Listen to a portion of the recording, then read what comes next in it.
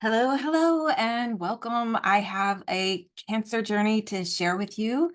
And first, I want to welcome everybody for taking a look at my video. Now, if you're new to my channel here on Beth Talks, please subscribe and like if you find value in this. And if you have been a previous subscriber, I thank you. And sorry, I haven't been on here for 3 years. Wow, I can't believe it's been that long. So I'm going to fill you in on some of what's been going on. But before I do, I want to introduce myself first. This channel is all about things that have shaped my life over time, and I'm here to share them with you in hopes to give you some nuggets of help. My name is Elizabeth, or Beth. I am a mother of 3 amazing adult children and 3 beautiful grandchildren. I am also a U.S. Army veteran. By trade, I'm an online marketer. And I just finished chemo, so here's my cancer story. So here we go. I do want to let you know, on this video, I'm going to later share some helpful information for veterans as it regards to medical benefits, as well as tell you a little bit about my up-and-coming project. I'm super excited about it. And it's all about health and wellness. It's also a really amazing tool to help earn extra income. Who doesn't want any extra income? But this is without sales, without any MLM or big investment. It's just wholesome goodness. More about that later. Now, I also want to ask you a serious question. And if you will, please comment in the section below, wherever you're watching this on. I have a question to ask you about what you know about COVID, because I really want your opinion. So more about that in a minute. My cancer diagnosis was an ovarian cancer called granulosa cell carcinoma, adult type stage 1C. But it didn't just start recently. This was not my first diagnosis, and this is not where my story started. I'm going to take you way back to when I was 27. I was a single mother of 3 awesome kids. I joined the North Carolina Army National Guard. Now, at the time, we were already at war with Iraq, and I knew there was a big risk, but I also knew I had 3 kids to take care of. I needed better income. I needed to go back to college, and I was willing to take that risk. I also wanted to create some honorable legacy for my kids. So I was deployed in 2005 to go to Iraq. I was a combat engineer, and it was really difficult. I had to leave my kids behind, and that was not easy. There was my friend helped me out. She had 3 kids of her own, but it was really tough on my kids to be gone for nearly a year. I operated heavy equipment over in Iraq, dozers, graders, front-end loaders, and that kind of thing. But my story really starts at the burn pits. So when we were not on the road, we would be hauling trash with our dump trucks to the burn pits, exposed to everything that was burning. And all those toxins, we were in the front row seat. So this is really where my cancer journey started, and unbeknownst to me, here I am today. So let's talk about it. Fast forward to 2012, I started having symptoms, and I ended up having surgery to remove my ovary. And in hindsight, I really wished I would have had my fallopian tubes removed at the time, because now studies have shown that ovarian cancer starts in the fallopian tubes first. So that being said, I had my surgery. I was tested for genetic traces of cancer, and none were found. So I was happy. I went on with my life. All was well. And then 2018 happened. And in 2018, I went to the emergency room with severe stomach pain, and they thought it was something else. So they started to release me. Long story short, what happened is my right ovary had become so heavy with a 9-centimeter tumor that it had literally severed from my body. So I was bleeding internally. I was rushed into the OR, had my ovary removed, and I was in the clear. The doctors really thought that it was very isolated and no further treatment was needed at that time. I just followed up with an oncologist from that point forward to kind of keep an eye on things. Now, I am going to interrupt my story for just a brief moment to talk about something I feel like is really important to talk about: depression. Here's a little more backstory. Back in 2020, when COVID hit, we were all locked down. Well, maybe some of you can relate to this, but I got really depressed and I just couldn't shake it. Like, I was continuously falling behind on work. I couldn't stay consistent. Some days I just couldn't even get out of bed. And so I reached out to the VA for help.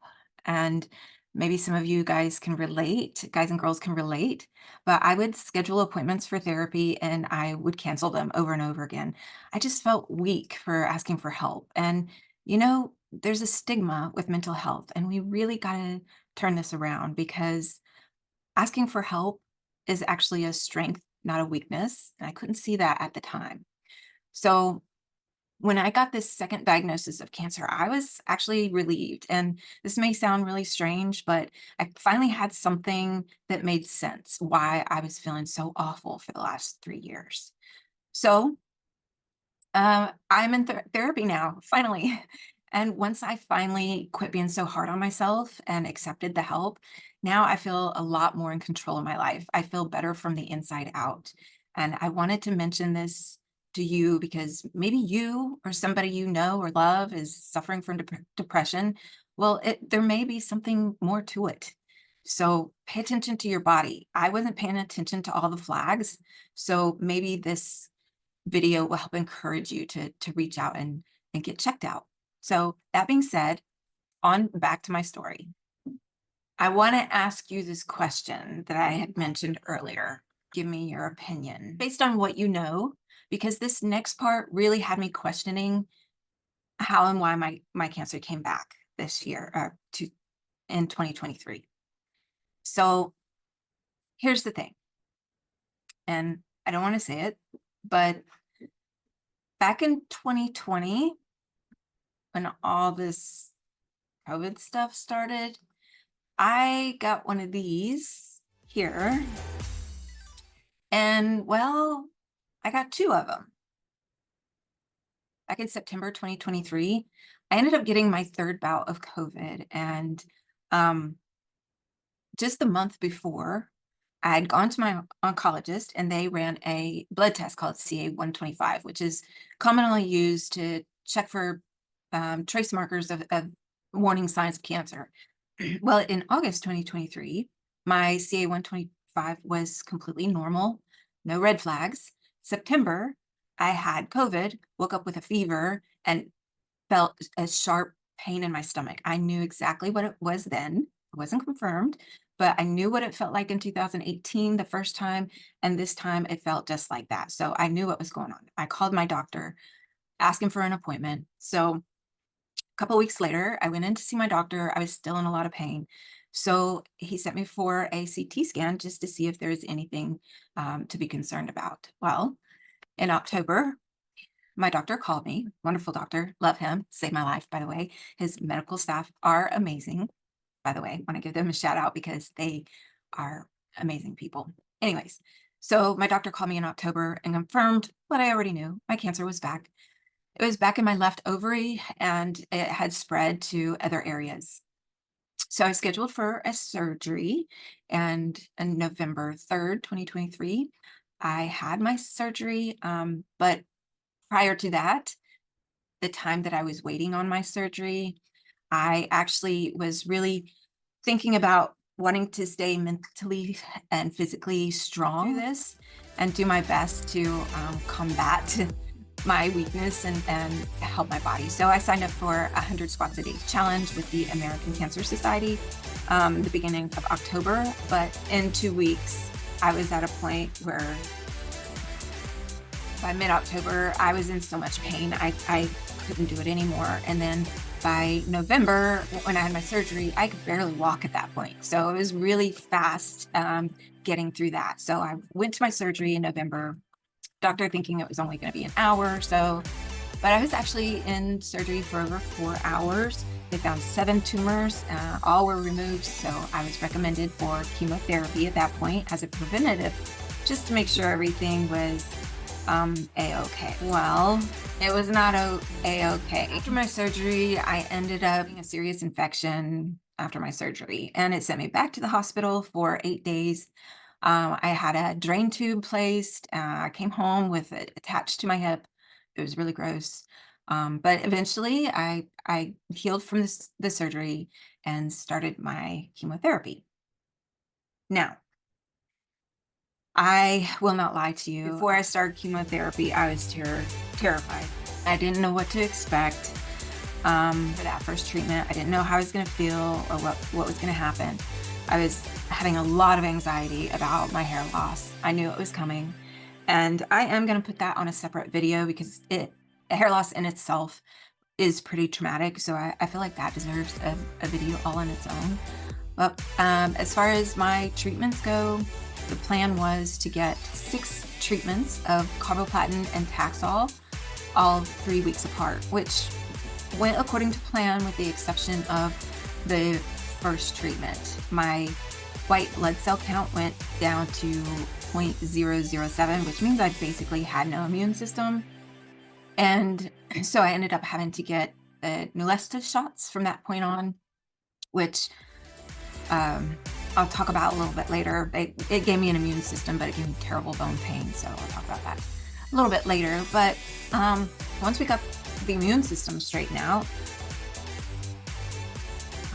things went pretty seamless from that point up until, well, see the second chemo. Oh, here, let me tell you.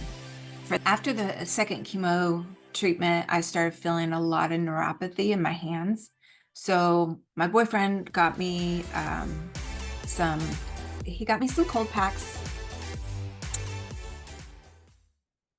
These are really pretty awesome. They're called Susie Pad. If you need them, they're well worth it. So I was starting to feel that neuropathy, and I had heard that if neuropathy gets too severe, then sometimes it doesn't go away. So once I started using those during my chemo treatment, it helped to slow down the progression of the neuropathy. So that's a nice helpful tip. So anyways, I was blessed to have a lot of great friends that were very supportive. And one of my best friends, Carrie, was there for my second treatment. Love her. My 2 oldest kids were there for my first treatment.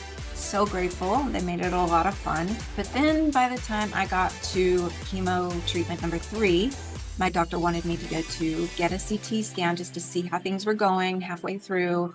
And I was surprised again because there was a tumor left behind. I had to go back to surgery, get that out. So chemo number 4 was 2 days after that surgery. That was pretty rough.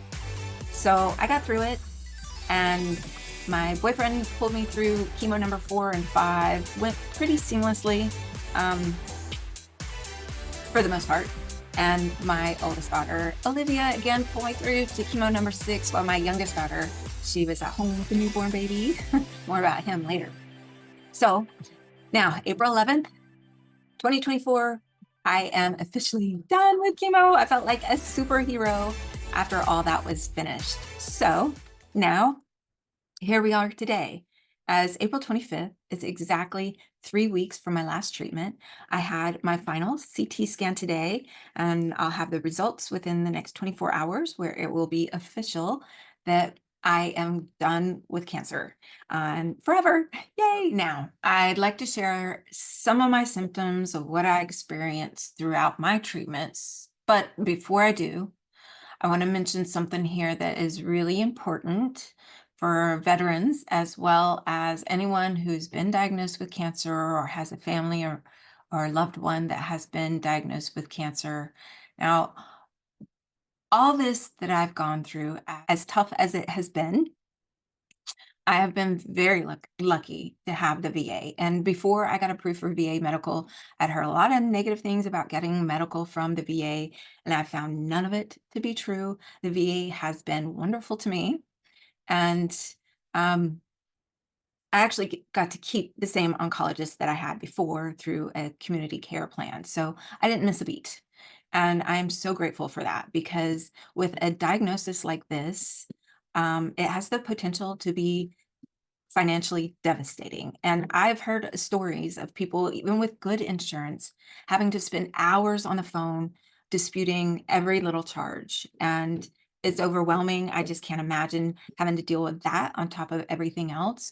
So, for my little project that I have coming up soon, I'm super excited about it. Again, as I said before, it's within the health and wellness world, but it is a resource to help relieve financial burdens and help prepare for future emergencies and have a savings, which nobody seems to have.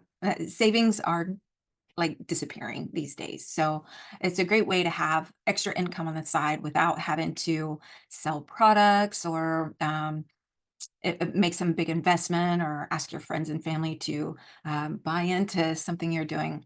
None of that, but it's something that could actually really help you now and on into the future. So if this resonates with you, please send me a message and let's just talk about it. I mean, information is free. So that being said, now on with my story. And I'm going to go through my experience. I'm not going to talk about the hair loss yet. Like I said, this is going to be a separate video, but I have here 7 symptoms that I experienced. And for those who've been diagnosed with cancer or know somebody who has, then this experience and advice might be helpful to you. So listen, first of all, it's going to be okay. It's not as scary as it sounds. The big C word in itself is scary. And when you add chemo to that, it's double scary. So we're all okay. Okay. So my first symptom I want to talk about, the biggie, fatigue. Now, this is a lasting side effect that I still work hard every day to overcome this. Worst of it was always the week after treatment, and each treatment it got a little bit worse. But after about 4 or 5 days, then my energy started getting back. Now, there is a program that I highly recommend. I went through Dr. Amy's cancer recovery program. I'll add her link below. Um, it's a great way to learn more about the nutrition you need and the activity level you need for where you're at in your process. So the number one takeaway is drink a lot of water. I mean, tons of water. The more water you drink, the better you're going to feel. And on days that you're able to, stay active. Like, push yourself a little bit and stay active. You will be glad that you did later. So those are the 2 main things. But check out her program if you or someone you know needs it. Again, that link for Dr. Amy's recovery program is in my description on my YouTube channel. Now, if you're seeing this video on some other social media, just message me. I'll get you her link. She's not too hard to find, but yes, that was very helpful. So symptom number 2 is stomach pain. The best way I could describe this is, now this sounds a little dramatic, but if you take Ukraine and Gaza Strip, shrink them down and put them in my belly, that's the kind of war that I felt for about 5 days after every treatment. And it I still have these pains every once in a while, especially if I don't eat right or drink enough water, I will regret it. That being said, I was diagnosed with colitis also, so that could be why it was so bad for me. It won't be that bad for everybody, hopefully. The third symptom is nausea. And I mentioned this again before. It's a big deal when it comes to chemo. Nausea just comes with its par for the course. But luckily, it only lasts about 5 days, and it doesn't get too terrible as long as you take your nausea medication ahead of time before it gets bad and keep it on schedule for those 5 days. It's really helpful. Number 4, bone pain. I mentioned having to take the Neulasta shot. It stimulates your bone marrow to create more white blood cell counts to help you get that immune system through treatment. But it gives you terrible bone pain, and I still have bone pain here and there. It's been 3 weeks, and in the evenings, especially, I notice it randomly here and there. But taking allergy medication really helps with that. Hopefully, this really won't last too much longer, I'm hoping. And number 5 is neuropathy. Again, I mentioned this before, but it's really annoying. My hands hurt all the time. The neuropathy in my feet isn't so bad, but I'm really hoping that trying to make sure I take walks every day and strength training throughout the week. Hopefully, eventually, this too will subside. We'll see. And number 6, back pain. I've had back pain for years. I already had back pain before all this chemo mess because I have a bulging disc in my lower back, but this definitely made it worse. And I don't know if because the chemo drugs um, created more inflammation or just having to lay in bed more. It just got worse. So there's that. Hopefully, getting my body stronger will help with that symptom. Anyways, so number 7, last but not least, and I almost forgot to put this on the list, ironically, memory loss. So I admit I've never had a great memory, but chemo really made it significantly worse. Like I forget like simple words sometimes. So I have notes in front of me right now. I forget names, like names of people I know very well. Sometimes I just don't remember. And have you ever been driving down the road somewhere and just completely forget where you're going? Thank you, GPS. Yeah, it gets a little scary sometimes, and I kind of knew that that was something that might come up. So I really tried hard during chemo, and still now I try to always learn something new, try to do new things, trying to keep those neural pathways um, creating. So hopefully things will work out and get a little better with that. So those are the main symptoms. But overall, I feel really grateful that I feel this good 3 weeks after my last chemo treatment. And now it's up to me to sustain a healthy lifestyle, an active lifestyle. And for me to make sure that it doesn't come back, there's certain activities and rules that I need to live by now. I haven't had any nicotine since my diagnosis, my second diagnosis back in October or September. No, yeah, October. No nicotine, no alcohol. I definitely will never have nicotine ever again in my life. It's the most evil thing humans could have ever been introduced to. But alcohol, I don't know. Who knows? Maybe once I start feeling better every now and again, I might celebrate, but I really don't miss it. My goals are I strive for getting to 10,000 steps a day. And I joined HotWorks, which I really love to help get toxins out of my body, strength training 2 or 3 times a week, and yoga to help my back. Lots and lots of veggies. And I take some of the world's best vitamins. And there is only one vitamin manufacturer that I trust. Now, a little bit more on this later, but we really have got to be so careful of who we buy our health products from. There's so many manufacturers out there that put plastic fillers and all kinds of craziness in vitamins and things that are supposed to be good for you. So you have to be ever so careful of who you're getting your products from. So more on that later, but I just wanted to mention that. All right, so I think I really mentioned a lot of things here today. I would love for you to like, share, and subscribe. Share my videos because some other people might be needing this. When I first got diagnosed with this, I was scavenging the internet looking for cancer stories because I didn't know what to expect and I was scared to death. So please share my video. It's going to help somebody. And that's why I put it out here. And let's see what else. Well, that's it. I mean, that's a lot. So please come back. I'm going to come back. I have a lot more to share. I got my hair loss story coming up. You're going to watch my boyfriend buzz my head and before and after pictures and all that. So look forward to it. And I'll see you again here on Beth Talks very soon. And love.